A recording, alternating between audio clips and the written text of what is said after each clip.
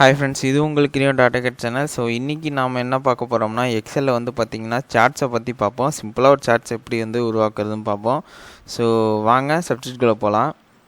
So இப்போ வந்து இது ஒரு செல்லிங் டேட்டா இருக்குதுன்னு வச்சுக்கோங்க.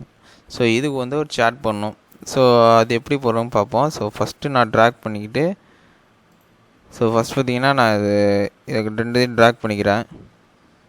ட்ராக் பண்ணிட்டு இங்கே இன்சர்ட்டில் போய்ட்டு ஃபஸ்ட்டு வந்து என்ன பார்ப்போன்னா, பை சார்ட் பார்ப்போம். ஸோ பை சார்ட் இதை கிளிக் பண்ணிட்டு, ஸோ இதை கிளிக் பண்ணோம்னா உங்களுக்கு ஒரு சார்ட் ஒன்று க்ரியேட் ஆகிடும்.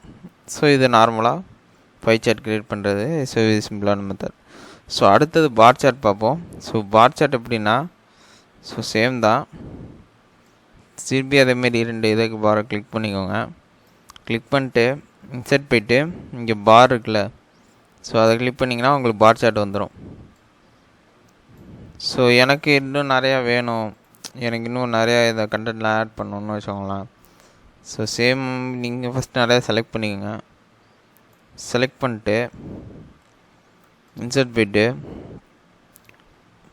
பார் கொடுத்தீங்கன்னா உங்களுக்கு நீங்கள் நிறையா செலக்ட் பண்ணி தான் ஆட் ஆகி வரும். ஸோ எனக்கு வந்து இன்னும் நிறையா வேணும்னா நீங்கள் வந்து திருப்பி அதேமாரி பண்ணாமல் இன்னொரு மெத்தடும் இருக்கும். நீங்கள் இங்கே இந்த கட்சர் இங்கே வச்சிங்கன்னா உங்களுக்கு ஒரு ட்ராக் சிம்பிள் காட்டும் உங்களுக்கு. ஸோ இந்த அப்படியே ட்ராக் பண்ணி எடுத்துகிட்டு வந்தீங்கன்னா, நீங்கள் எது வரையும் ட்ராக் பண்ணிங்களோ அது வரையும் பார்த்தீங்கன்னா உங்களுக்கு சார்ட் வந்து எக்ஸல் ஆட்டோமேட்டிக்காக க்ரியேட் பண்ணி உங்களுக்கு கொடுத்துரும். ஸோ இது ஒரு மெத்தடு ஃப்ரெண்ட்ஸ். இது வந்து எல்லாத்தையும் செலக்ட் பண்ணி கொடுக்குறது.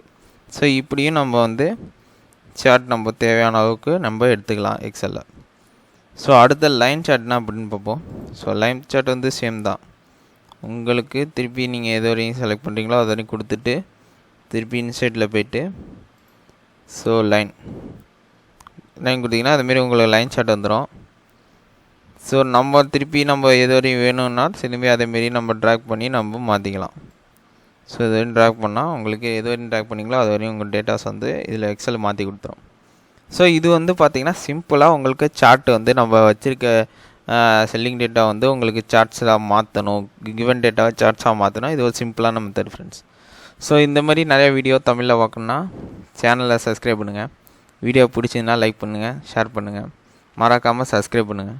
தேங்க்ஸ் ஃபார் வாட்சிங் ஃப்ரெண்ட்ஸ்.